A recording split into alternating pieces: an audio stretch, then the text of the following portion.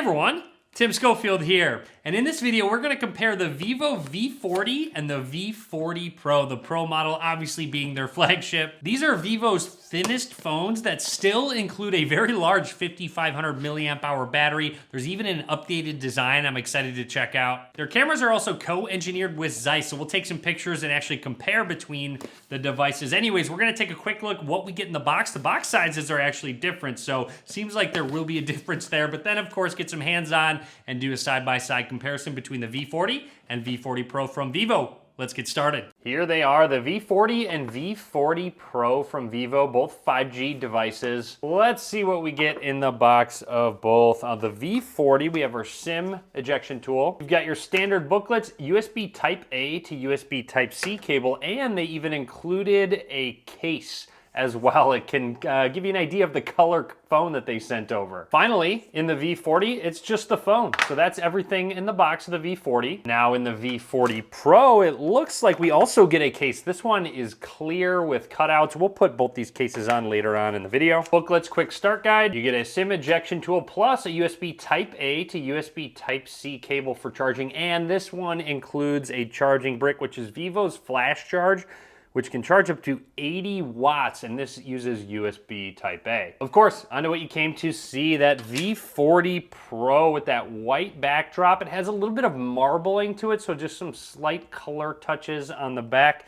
Let's actually grab the V40 so you can see side by side the backs of these two devices. Some subtle differences that I'm noticing. While these phones boot up, let's take a closer look at the hardware. Down at the bottom, our SIM card slot, microphone, USB Type-C port, one of our speakers. Moving along, you'll notice a little bit of a curve on the display of both of them. And then on the right side there is our power button, volume rockers. Notice very similar design between the two. Even the camera bump looks about the same size. Up towards the top, microphone, and it says professional portrait on both of these phones. And along the left side, absolutely nothing. A quick close look side by side of the two colors. It says Vivo. Moving along, this is where you have your aura light on both of them for those brighter selfie shots. Now let's look at the cameras. The lens up top is the 50 megapixel ultra wide angle lens, which I believe is the same sensor. Then the main camera is a 50 megapixel lens, but the sensor's a little bit different. The V40 uses Samsung's ISOCELL G&J sensor, while the V40 Pro uses Sony's IMX921 sensor. So it's safe to assume the V40 Pro will have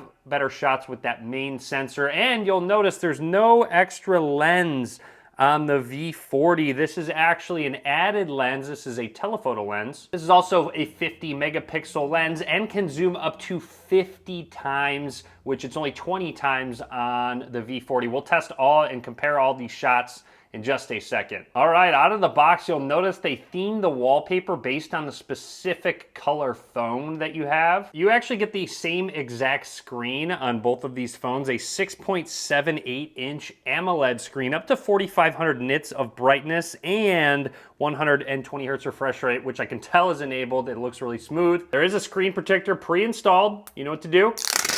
Just kidding, actually keep those on.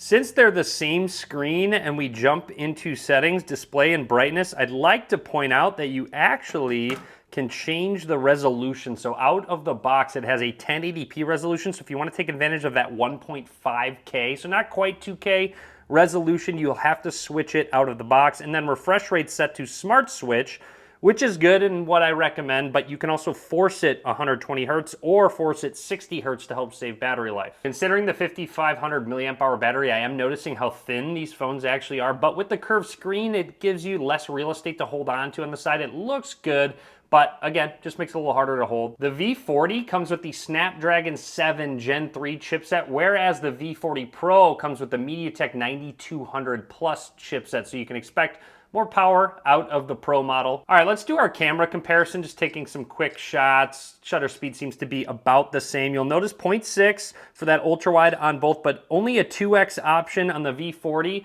but you can go all the way up to 4x on the V40 Pro, so we'll test that out as well. And then when you go over to portrait, you'll notice 50 millimeters, but you can also go up to 85 and 100 on the Pro for a photo comparison. These are portrait shots. Want to point out the V40 Pro can go up to 80 millimeters and then 100 millimeters for just a more distinct shot. And then just some standard shots with different lenses with 1x and 2x shots. And I would like to point out the ultra-wide, I believe, is the same sensor, and 1x, you're supposed to get more light in with that sensor, but the big difference here is with that telephoto because, of course, the V40 Pro has a dedicated telephoto lens. You'll notice a lot more detail in the zoom shots. In terms of video, I'm noticing the Pro can shoot up to 4K 60 frames per second, whereas the V40 defaults to just 4K 30 frames per second. Going into more, there's a ton of different modes. That high resolution to take advantage of the 50 megapixels, Pro mode, which is fantastic, even Astro, Supermoon, and a lot more. As promised, I put the included cases on the phone, but let's first do a fingerprint scanner test. Just setting our thumb down unlocks right away. But now,